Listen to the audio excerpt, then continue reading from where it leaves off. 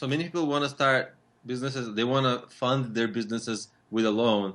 So can you talk a little bit about like should people raise money? Should people get a loan to start a business? And by the way, I'm sure you know like Mark Cuban has a very famous quote that like only stupid people take a loan to fund their business.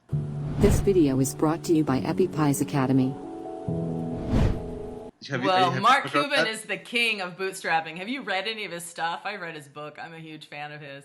And I mean, that guy slept like on the floor and ate ramen noodles for years. I mean, he's the ultimate self-made bootstrap entrepreneur. So yeah, I can understand that he has no tolerance for people that don't want to sleep on the floor. He's like sharing an apartment with like 15 people. That was his gig. So I understand that he feels that way, and to a certain extent, I do too. Just because I know what the stuff looks like later on down the road. I mean, to the extent that you can bootstrap, you just want to bootstrap the heck out of it. You want to grow it slowly, and a lot of people, I call it the realtor versus lawyer syndrome. So I was a lawyer for many years. As a lawyer, people come into your office, right, and they meet with you. So if you want to project an image as a successful lawyer, you need to have a nice office, right?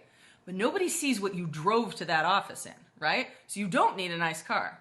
However, realtors, people don't really go into their offices so much, but they're in their cars all the time.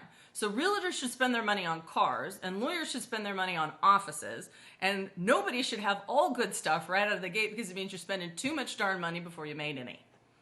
Yeah. So you essentially kind of advocate against.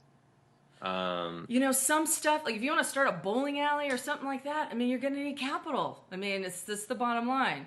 But a lot of Don't you times, think that the bowling alley is a better business than a restaurant? no, I think they're both terrible. Both terrible, right? That's the same situation, yeah. But yeah, I mean, sometimes you need something capitally intensive. But when you're trying to start the bowling alley, what's your vision? What do you want to do? Is it you want to hold events? Is that you're a big bowling advocate? Is there some other way that you can build a business around this with a lot more creativity and a lot less money? Yeah, it's all about resourcefulness, right? Yeah. And what do you think about these microloan companies? Like, there's Lendio, there's Prosper. I mean, they're kind of for people who are starting to business and taking a loan, but you essentially advocate against it, right? My first and always is that I want to remain in control. In my business, I don't want people telling me what to do. I'm very American that way. Some people have a less, staunch feeling about that. Just know, as soon as somebody writes you a check, they feel that they have a interest in your business.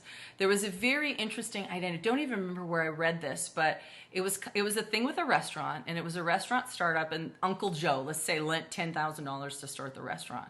Well, Uncle Joe was like a big man around town, right? So he shows up at the restaurant every Saturday night. He sits in the corner booth. He drinks for free. He brings his friends.